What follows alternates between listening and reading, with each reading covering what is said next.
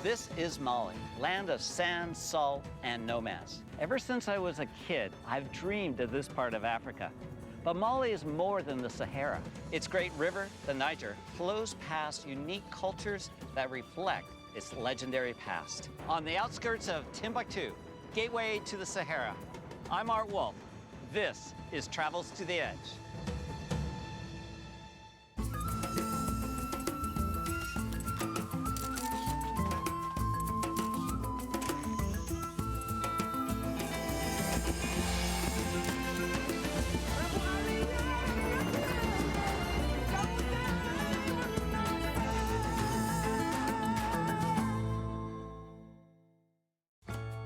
Mali is a country with many different regions and distinct cultures. It's the 7th largest country on the African continent. Landlocked, it stretches from the subtropical Niger River Valley in the south to the arid Sahara Desert in the north. We're starting our journey in the rocky cliffs of the Dogon country. Then we'll descend into the lush Niger River Valley before heading north to the Sahara by way of Timbuktu.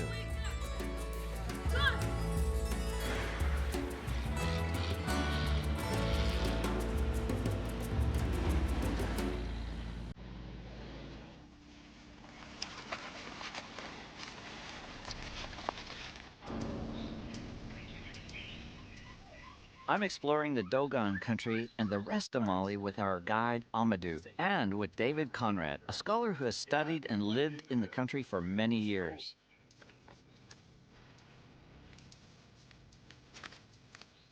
Oh, these buildings literally blend into this cliff. You wouldn't even see them from a distance. Think of the centuries it took for the natural stone to be sculpted this way, and then they had to haul all that mud up there.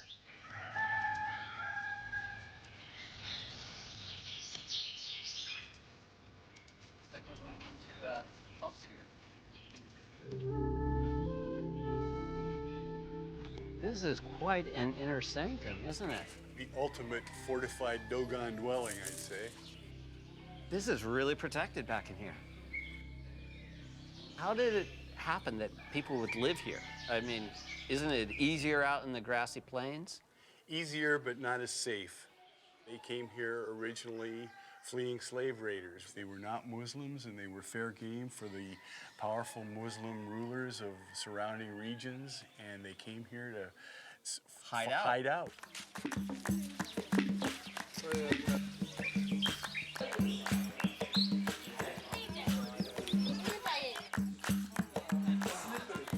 Slippery and steep.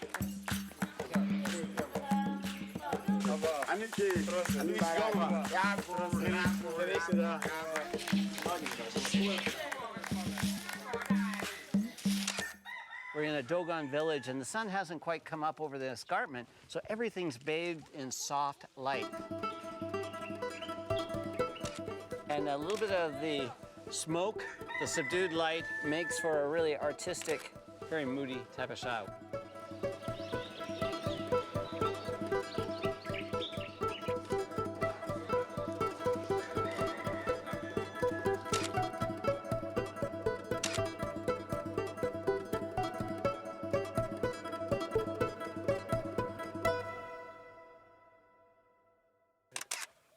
I love the texture of this Dogon door, but also the texture of this older lady's skin.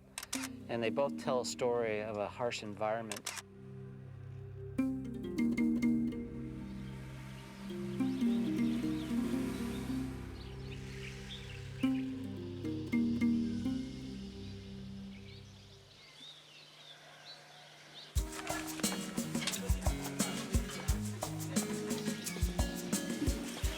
Wow, stairway to heaven.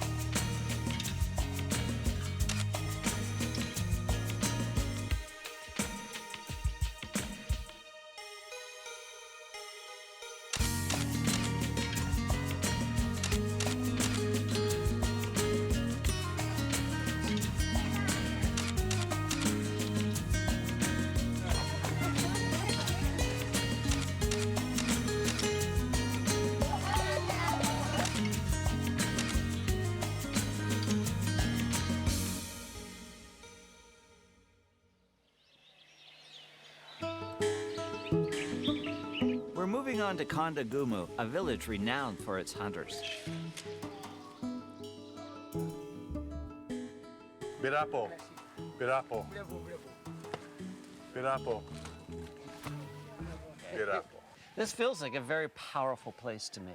When you kill an animal, you release enormous amounts of the spiritual power of the animal, and you have to be protected from that.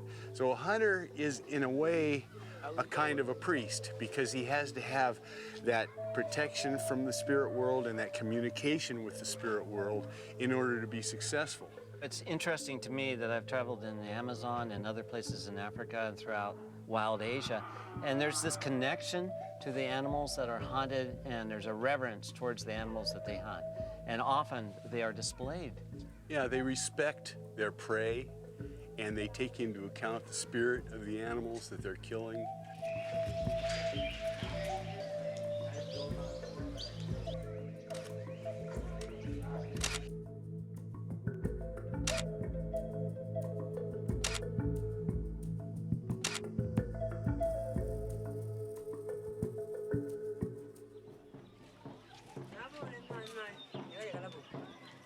We've hiked on to a neighboring village where we've been invited to watch a traditional Dogon mask dance.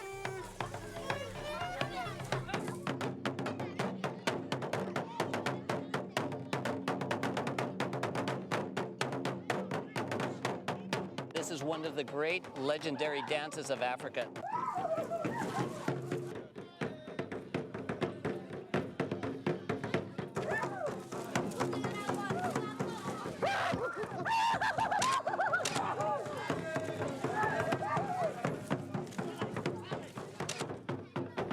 What's going on here? This is beautiful, but can you tell me a little more about what I'm photographing? We've got the dancers reflecting this pervasive spirituality of Dogon culture, and also the amazing sculpture of Dogon culture, which is, of course, world famous. And the sculptures originated with their perceptions of these spirits that come out and dance the Dhamma, or the funerals. And they all belong to the realm of the dead.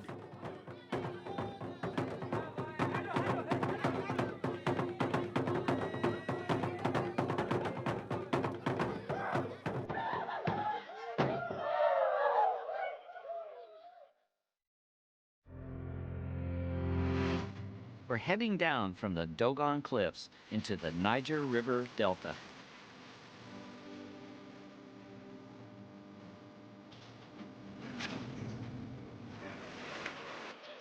Our first stop is the medieval mud brick city of Jenny. Because of its role as a hub in the gold trade, Jenny once rivaled Timbuktu in importance during the Mali Empire. Today, in the Islamic world of West Africa, it is still a very important city.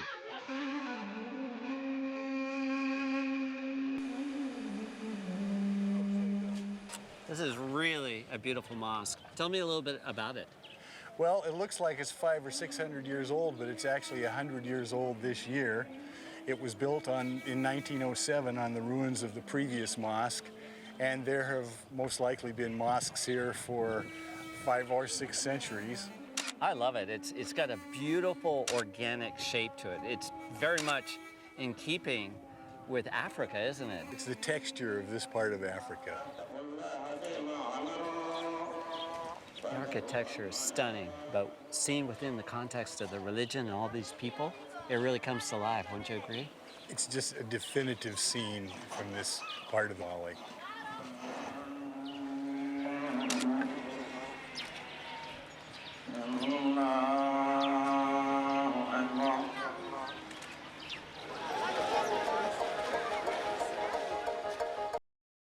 What's really nice to see all these people come pouring out of this building.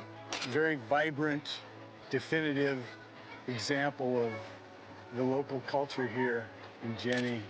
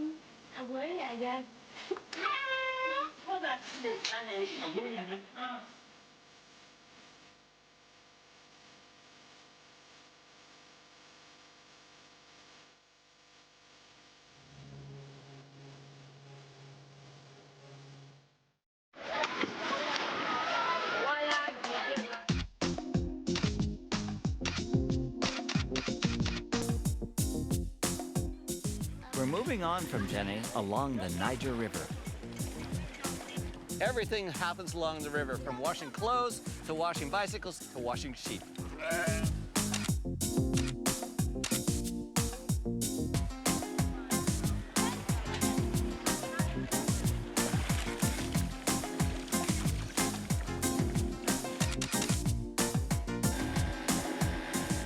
And there's no better way to experience the river than actually being on it.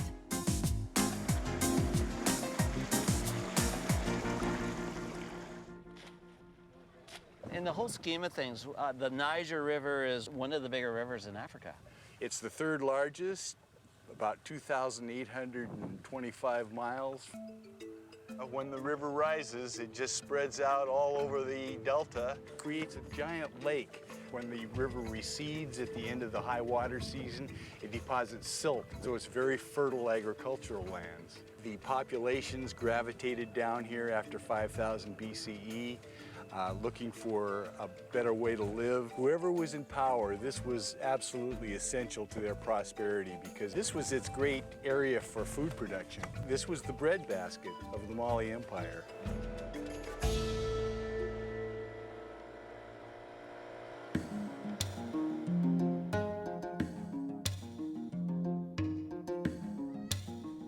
Who are these people, David? Well, they're called the Bozo, and they've constructed their entire culture around the river activities, the boating, fishing, and transport.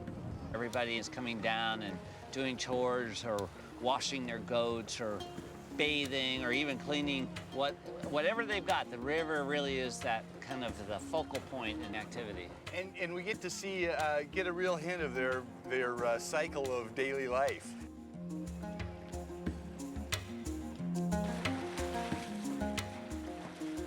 So this is Mopti. Yeah, these are the boats that carry people and cargo throughout the Great Bend of the Niger. It's a very historic scene because this is the way they've been doing it for many centuries. What I'd like to do is try to find a place to maybe shoot these beautiful boats against the sun.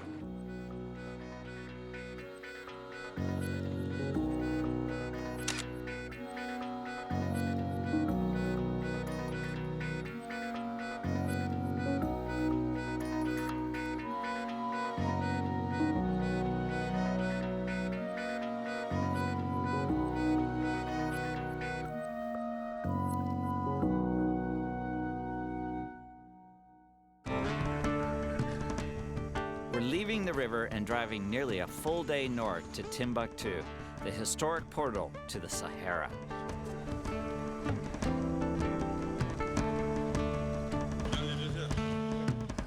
Ever since I was a little boy, I've heard of Timbuktu. What makes this place so legendary?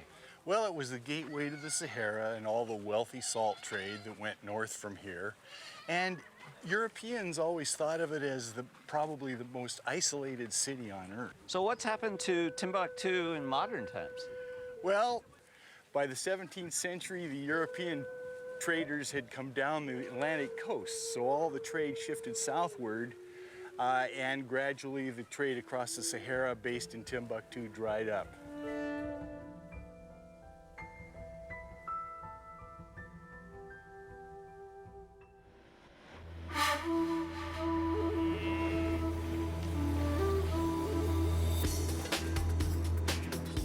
Leaving Timbuktu behind, we're heading far out into the Sahara with our mini caravan of SUVs.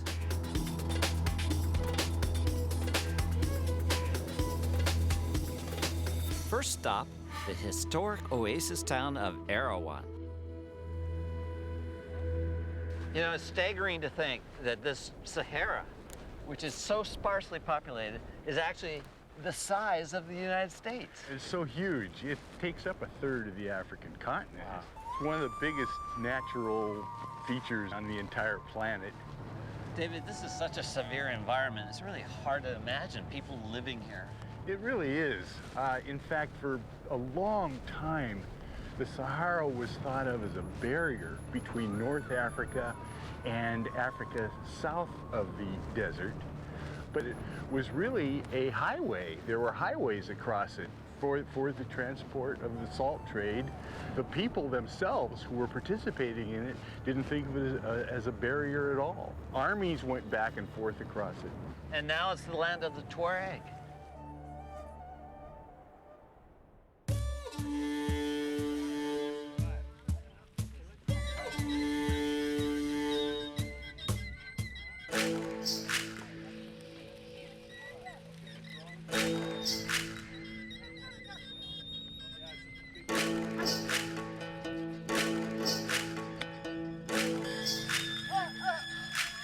Tuareg are Berber people who originated in North Africa, and they gradually established themselves as permanent residents of the Sahara Desert. They don't want to be anywhere else.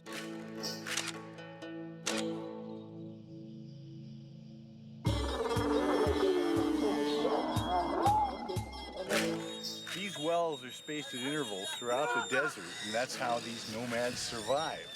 It takes a local Tuareg herder to be able to know where they are, to find them. And if they don't find them, they don't survive.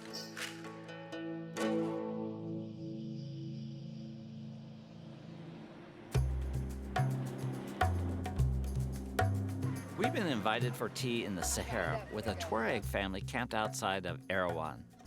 Since Tamashek isn't one of my languages, our guide, Amadou, will be translating. Yeah, let's get in here out of the sun. Looks cool.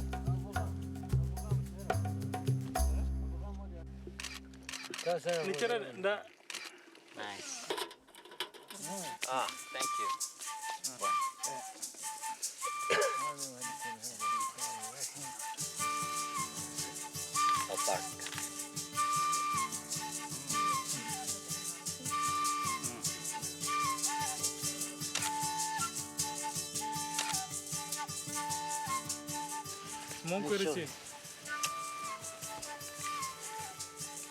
Very good. You like that? Okay, look at it.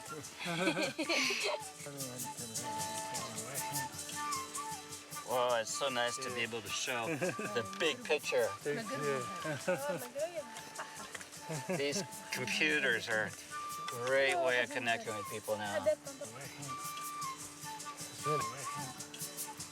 For me, it's fun to look at them too because it brings back instant memories.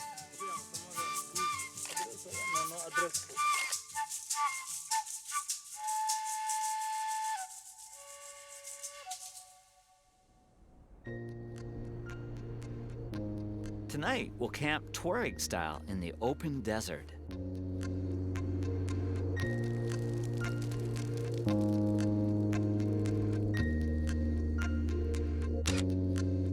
It's very traditional for the Tuaregs to sit around a campfire, share a pot of tea, have a little meal, and go to bed for a long night because tomorrow it's the same thing. They'll get up, load the salt on the camels, and head on further south.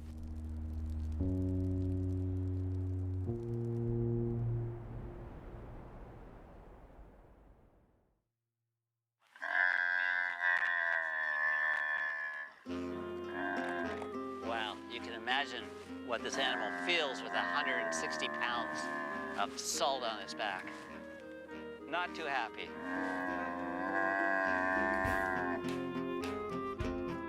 This salt trade, which is centuries upon centuries old, still exists out here in the middle of the Sahara. To see these Tuaregs load their camels with blocks of salt, 4 blocks of salt that are 20 kilos in weight that have been cut out of an ancient seabed to the north in the middle of the Sahara, and they're bringing them south, and along the way they pause, and now they're loading them up after a long night's rest, and they're moving on south to Timbuktu.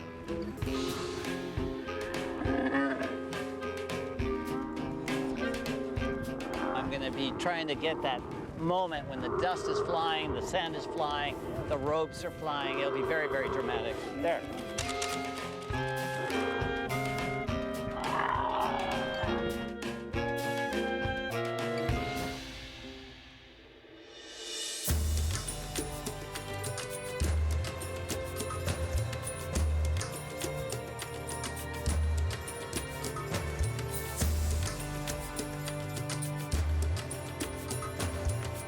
Wow, this is very, very nice right now. I've got great textured sand.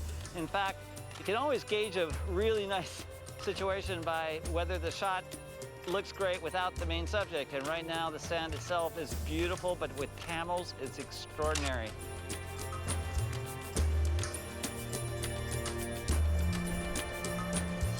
This is really intense working conditions. The sand is blowing, the wind is racing across the tops of these dunes here in the Sahara, but it's all worth it. I love the way that they're coming out of that sand dune. It's almost like they're materializing out of the sand itself. Wow, what a beautiful, timeless view. To watch a camel train cross the dune, it's like looking into the past. The textures, the smells, the sounds of the camels, all of it is playing into this experience.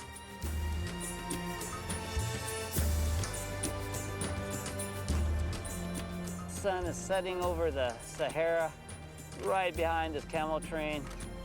Such a classic image. Such a beautiful image.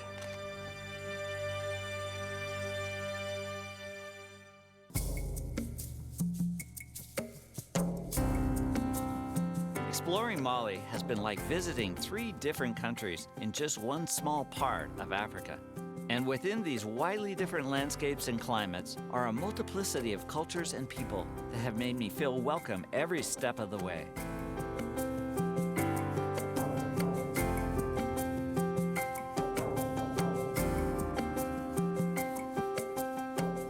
I'm Art Wolf. Join me next time on Travels to the Edge. This program and other episodes from this season are available on 3-episode discs for $17.95 each, plus shipping and handling. An award-winning book of Art Wolf's landscapes featured in this series and beyond, Edge of the Earth, Corner of the Sky, is available for $49.95 plus shipping and handling. To order the book or DVDs, please call 1-800-440-2651. Here are 3 of my favorite images from this episode. To learn more about this episode and how these images were produced, please visit artwolf.com.